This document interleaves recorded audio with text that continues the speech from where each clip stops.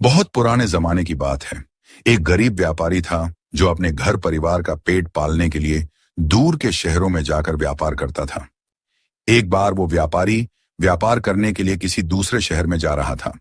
रास्ते में उसे एक पहाड़ी से होकर गुजरना पड़ा। दोपहर का समय हो चुका था। धूप बहुत तेज था। उसने सोचा क्यों ना किसी पेड़ के छांव में थोड़ा आराम कर लिया जाए। यही सोचकर उसने आराम करने के लिए उचित और छायादार जगह ढूंढने लगा। ढूंढते ढूंढते वो एक सुनसान जगह पर पहुंच गया। तभी उसे एक बहुत विशाल और छायादार पेड़ दिखाई दिया। उस पेड़ के पास में ही एक दीवार जैसा पहाड़ था। उसमें एक गोल दरवाजा भी था जो बंद था। उस दरवाजे के सामने 3 पत्थर के स्तंभ बने हुए थे। उस व्यापारी को वो जगह थोड़ी अजीब और रहस्यमय लगी, लेकिन उसने उस पर ज्यादा ध्यान नहीं दिया और अपने खच्चर को उस पेड़ के टहनी से बांध दिया और खुद पेड़ की छाया में लेटकर आराम करने लगा। यात्रा के थकान के कारण व्यापारी को जल्द ही नींद आ गई। थोड़ी देर बाद जब उसकी नींद खुली तो उसका खच्चर वहां से गायब था। उसने चारों तरफ नजरें दौड़ाकर देखा तो कहीं भी उसका खच्चर नजर नहीं आया। उसे बहुत ही ताज्जुब हुआ कि खच्चर को तो पेड़ से बांधकर रखा था, फिर कहाँ चला गया। वो इधर उधर ढूंढने लगा। थोड़ी देर ढूंढने के बाद एक झील के पास उसका खच्चर पानी पीता हुआ दिखाई दिया। व्यापारी ने राहत भरी सांस लिया और वो भी झील के पास जाकर झील से पानी पीने लगा। जैसे ही पानी पीकर उठा तभी उस झील में से एक भयानक झिन्न निकला। झिन्न ने उस व्यापारी से कहा, ए आदमजात, पहले तो तुमने उस दरख्त के नीचे आराम करके मेरे घर को नापाक किया और अब हमारे इस झील का पानी पीकर इसे भी नापाक कर दिया। तुम्हें इस गुस्ताखी का भयंकर सजा मिलेगी। व्यापारी ने जिन्न से पूछा कि उस पेड़ के नीचे मेरे आराम करने से तुम्हारा घर और इस झील का पानी पीने से यह झील नापाक कैसे हो गया। जिन्न ने कहा कि ए गुस्ताख आदमजात, तुम एक इंसान हो और यह झील हम जिन्हों का है, और जिस दरख्त के नीचे तुम आराम कर रहे थे वो हमारे घर के सामने है। तुमने देखा नहीं वहां 3 पत्थर के स्तंभ और एक बंद दरवाजा था। तुम्हारे नापाक कदम ने हमारे उस घर और इस झील दोनों को नापाक किया है। मेरे घर और इस झील को वापस से पाक करने के लिए तुम्हें अपनी जान देनी पड़ेगी। उस व्यापारी ने कहा कि मैं एक गरीब व्यापारी हूं। व्यापार से मिले दौलत से अपने बीबी बच्चों का पेट पालता हूं। व्यापार के लिए दूर शहर जा रहा था। बहुत तेज प्यास लगी थी, इसलिए इस झील से पानी पी लिया। अगर मुझे पता होता कि इस झील से इंसानों को पानी पीना मना है तो मैं ये गलती कभी नहीं करता। ये गलती मुझसे अनजाने में हुई है। अगर तुमने मुझे सजा दे दिया तो मेरे बीबी बच्चों का क्या होगा? कौन करेगा उनकी परवरिश? जिन्न ने कहा कि वो सब मैं नहीं जानता। गलती चाहे जानबूझकर की गई हो या अनजाने में, गलती तो गलती होती है। उसकी सजा तो तुम्हें मिलेगी ही। पता कैसी मौत मरना पसंद करेगा? आसान मौत या दर्दनाक मौत? बता, जल्दी बता। उस व्यापारी ने बोला कि अगर तेरी यही इच्छा है तो ठीक है, पर इतना तो रहम कर, कम से कम थोड़ा वक्त दे दे ताकि मैं खुद को समझा बुझाकर तेरी सजा भुगतने के लिए अपने आप को तैयार कर सकूं। जिन्न ने कहा, ठीक है, थोड़ी सी मोहलत देता हूं, पर याद रहे भागने के बारे में सोचना भी मत, नहीं तो तुझे सबसे दर्दनाक सजा दूंगा। यह कहकर जिन्न वापस पानी के अंदर चला गया। व्यापारी दुखी मन से वहीं बैठकर गहरी सोच में डूब गया। तभी उधर से एक मुसाफिर घोड़े पर बैठकर गुजर रहा था। उसने व्यापारी को दुखी अवस्था में बैठे हुए देखा तो वह उसके पास गया और उसके दुख का कारण पूछा। व्यापारी ने पूरी कहानी उस मुसाफिर को बता दिया। व्यापारी की कहानी सुनने के बाद मुसाफिर वहीं रुक गया और जिन्न के वापस आने का इंतजार करने लगा। थोड़ी देर बाद जिन्न पानी से बाहर निकला और व्यापारी से पूछा कि ए गुस्ताख आदमजात, तुमने क्या फैसला किया? तुम्हें आसान मौत चाहिए या दर्दनाक? बता, जल्दी बता। तभी मुसाफिर बोल पड़ा। उसने कहा कि ए बेरहम जिन्न, पानी तो खुदा की बनाई हुई वस्तु है, इस पर तो हर प्राणी का हक है। फिर इस झील का पानी पीने से तू इस गरीब व्यापारी को सजा क्यों दे रहा है? जिन्न ने कहा कि यह झील हम जिन्हों का है, इसकी देखरेख हम जिन्न करते हैं, इसलिए इस झील के पानी पर केवल हमारा ही हक है। इस झील से कोई भी आदमजात पानी नहीं पी सकता।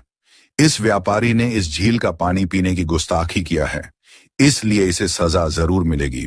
मुसाफिर ने कहा कि क्या तुम्हारे पास मृत्युदंड के अलावा कोई और विकल्प नहीं है? जिन्न ने कहा कि विकल्प है, और वो विकल्प है 2 शर्तें। क्या वो 2 शर्तें मानोगे? मुसाफिर ने उस जिन्न से पूछा कि वो 2 शर्तें क्या हैं? तो उस जिन्न ने कहा कि पहला शर्त यह है कि किसी ऐसे दरिया से पानी लेकर आ जिसमें कभी कोई इंसान हाथ तक न लगाया हो, और वो पानी लाकर जिस जगह इस व्यापारी ने पानी पिया है वहां पे डाल। और दूसरी शर्त यह है कि किसी ऐसे जगह से मिट्टी लेकर आ जहां के जमीन पर हजारों गज के दायरे में कभी कोई भी इंसान अपना कदम ना रखा हो, और वो मिट्टी लेकर मेरे उस गुफा में रखना है जहां पे ये व्यापारी आराम करके उसे नापाक किया है। लेकिन ध्यान रहे, मेरे उस गुफा के सामने पत्थर के 3 स्तंभ बने हैं। उन तीनों स्तंभ में से केवल एक स्तंभ ऐसा है जिसको घुमाने से उस गुफा का दरवाजा खुलता और बंद होता है। बाकी के 2 स्तंभ पर बहुत ही खतरनाक जहर के लेप लगी हैं।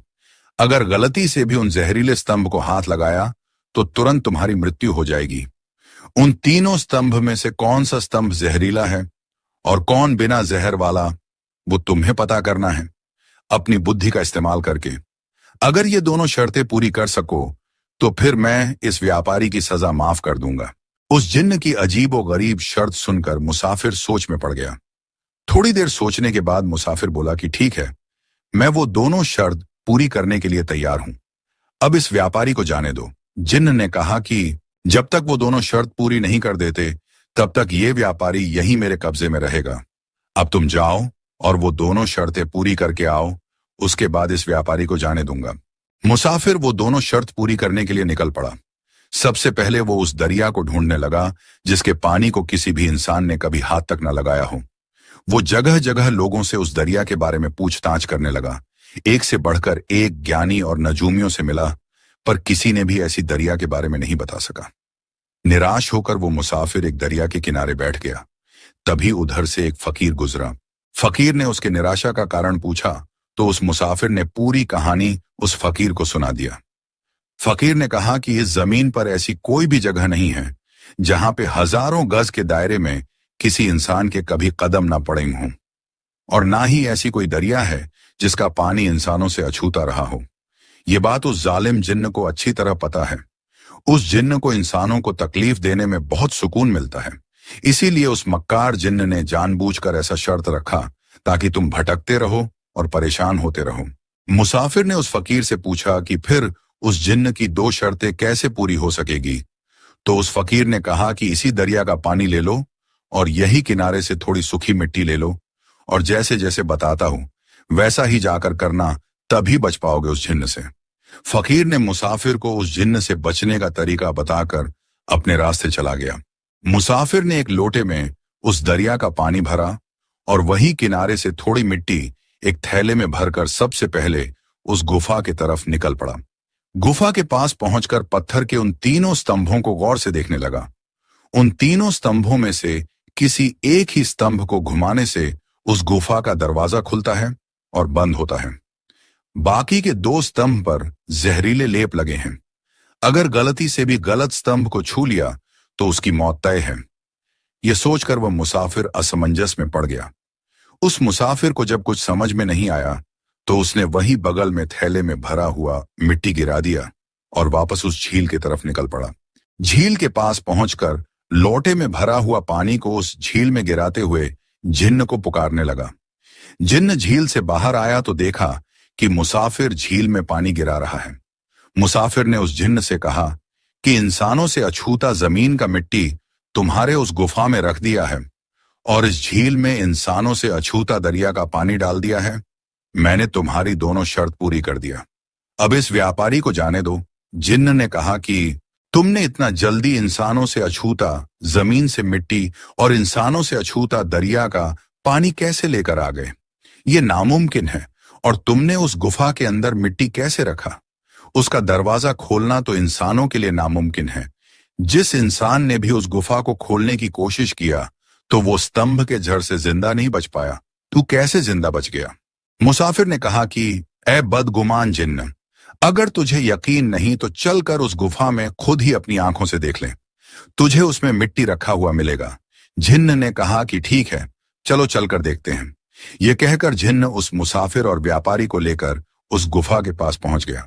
जिन्न ने कहा कि मैं गुफा में जा रहा हूं, अगर वहां वो मिट्टी नहीं मिला तो तुम दोनों को मौत से भी भयंकर सजा दूंगा।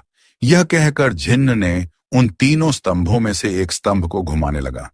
गुफा का दरवाजा धीरे धीरे खुलने लगा।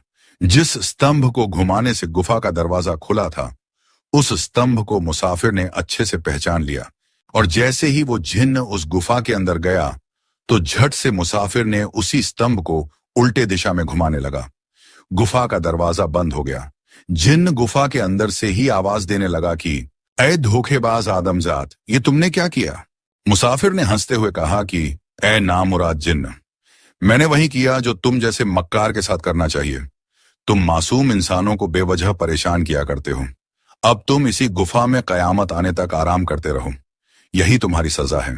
जिन्न ने कहा कि ऐसा ना करो दोस्त, गुफा का दरवाजा खोल दो, अब मैं किसी भी इंसान को परेशान नहीं करूंगा। मुसाफिर ने कहा कि तू भरोसे के लायक नहीं है, हम दरवाजा नहीं खोलेंगे। जिन्न ने कहा कि ऐ मेरे अजीज दोस्त, मेरा यकीन कर, मैं अब किसी को भी परेशान नहीं करूंगा। अगर तुमने दरवाजा खोल दिया तो मैं तुम्हें इतना अशर्फियां और जवाहरात दूंगा कि तुम्हारी कई पीढ़ियां आराम की जिंदगी जी सकेगी। मुसाफिर ने कहा कि खुदा की कसम खाकर वादा करो कि तुम ना तो उस झील से किसी को पानी पीने से रोकोगे और ना ही किसी को बेवजह परेशान करोगे। जिन्न ने कहा कि खुदा कसम, मैं तुमसे वादा करता हूं कि आज के बाद मैं किसी भी आदमजात को परेशान नहीं करूंगा और ना ही किसी को उस झील से पानी पीने से रोकूंगा। मुसाफिर ने उस स्तंभ को घुमाकर गुफा का दरवाजा खोल दिया। जिन्न गुफा से बाहर आ गया और उन दोनों को एक दूसरे गुफा में ले गया, जहां पर सोने चांदी के अशर्फियों और हीरे मोती जवाहरात का भंडार रखा हुआ था। जिन्न ने कहा कि तुम दोनों जितनी चाहो उतनी अशर्फियां और जवाहरात ले लो। मुसाफिर और व्यापारी जितना ले सकते थे उतना धन ले लिया और हंसते हुए अपने अपने घर की तरफ निकल पड़े। ये कहानी यहीं पर खत्म होती है। दोस्तों, ये कहानी कैसी लगी कमेंट करके जरूर बताइएगा। धन्यवाद।